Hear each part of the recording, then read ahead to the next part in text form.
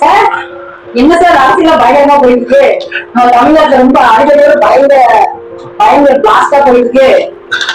என்னமா பண்ண முடியும்? நம்ம தமிழக அரசு என்ன பண்ணிட்டு இருக்காங்கன்னு அவங்களுக்கே தெரியல போல. ஏன்னா திரு உதயநிதி ஸ்டாலின் அவர்கள் நேற்று வந்து விவசாயிகளுக்காகவும் மேகதாட்டான கர்நாடகாவில் பிரச்சனை நடந்துட்டு இருக்கு அப்படிங்கிறதுக்காக பேசியிருக்காரு. பேசும்போது லூஸ்டா கூட எதுவும் விடல. பாத்தீங்க அப்படின்னா ஒரு பெண்மணி, அதாவது ஒரு நடிகை பேரை கூட அவர் வந்து சொல்லல. அதாவது தண்ணி வந்து எங்க இல்லைனாலும் கண்டிப்பா அங்க வேணும் அப்படிங்கறது மாதிரி சொல்லியிருக்காங்க. அது வந்து இவங்க டபுள் மீனிங் எடுத்திருக்காங்க. ஏன்னா தமிழக அரசு சில தாவேக்கா நண்பர்கள் எல்லாமே பாத்தீங்கன்னா எல்லாத்தையுமே தவறாதான் எடுத்துப்பாங்க, இதையும் தவறா எடுத்திருக்காங்க.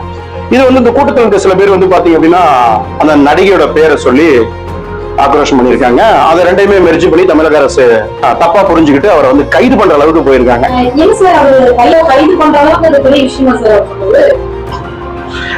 கைது பண்ற அளவுக்கு இது பெரிய விஷயமே கிடையாது. ஏன்னா அவங்க வந்து கேஸ் ஃபைல் பண்ணிருக்கலாம், அவங்க மேல ஒரு கேஸ் போட்டிருக்கலாம், இந்த மாதிரி ஒரு அவதூறு வழக்கு போட்டிருக்கலாம். ஓகே ரைட், ஏன்னா தப்பா பேசுறாங்க இந்த மாதிரி அப்படின்னு கூட என்னையும் அந்த பொண்ணை வச்சு கூட மெர்ஜி பண்ணி தப்பா பேசுறாங்க அப்படிங்கறது கூட அவங்க சொல்லியிருக்கலாம். பட் வந்து இந்த அரெஸ்ட் வாரண்ட் அப்படிங்கிறது இது தேவையில்லாத ஒரு செயல் அப்படின்னு சொல்ல முடியாது. இது வந்து தேவையில்லாத ஆணிதான். தமிழக அரசு ஏற்கனவே புடுங்கிட்டு இருக்க ஆணி எல்லாமே தேவையில்லாத ஆணிதான். அதுல இதுவும் ஒரு ஆணி. அதாவது திரு உதயநிதி ஸ்டாலின் அவர்கள் அரெஸ்ட்ங்கிறது இது தேவையே இல்லாத ஒண்ணு. ஏன்னா கைது பண்ற அளவுக்கு இது ஒரு பெரிய குற்றம்னு ஒண்ணுமே சொல்ல முடியாது. ஏன் அப்படின்னா அந்த நடிகையின் அந்த பெண்மணியோட பேரு கூட அவர் வந்து குறிப்பிடல.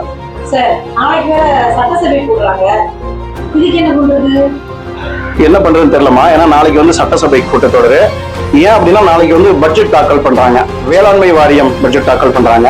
இது ஒவ்வொரு டிபார்ட்மெண்ட்டுக்கும் எவ்வளவு ஃபண்ட் ஒதுக்கணும், யார் யாருக்கெல்லாம் ஒதுக்கணும், எவ்வளவு ஒதுக்கணும் அப்படிங்கிற ஒரு பட்ஜெட் கூட்டத்தொடர் தான் நாளைக்கு வந்து நம்மளுடைய தமிழக சட்டசபை கூட்டத்தொடர்.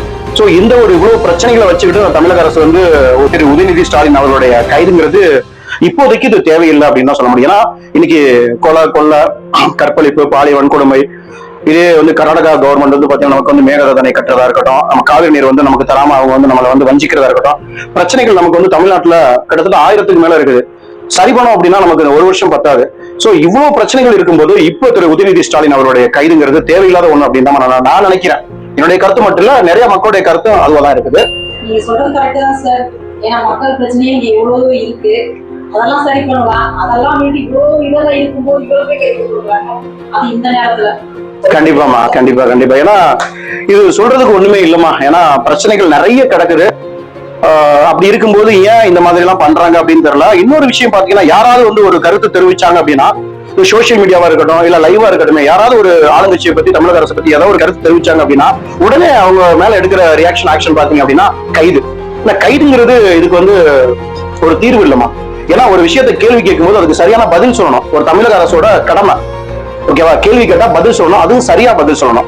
பதில் தெரியல அப்படிங்கிறதுக்காக எல்லாரையும் வந்து கைது பண்றதுங்கிறது சரியான தீர்வு இல்லை அப்படிங்கிறது என்னுடைய ஒப்பீனியன்.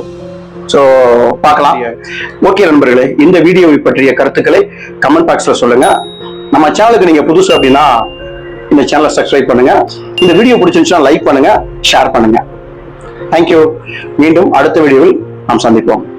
நன்றி.